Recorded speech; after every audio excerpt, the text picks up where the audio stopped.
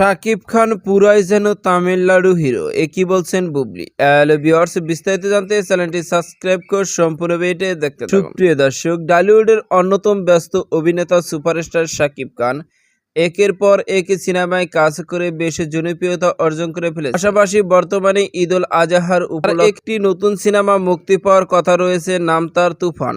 আর এই সিনেমাটি শুটিংয়ে ব্যস্ত হয়ে পড়েছেন সুপারস্টার শাকিব খান।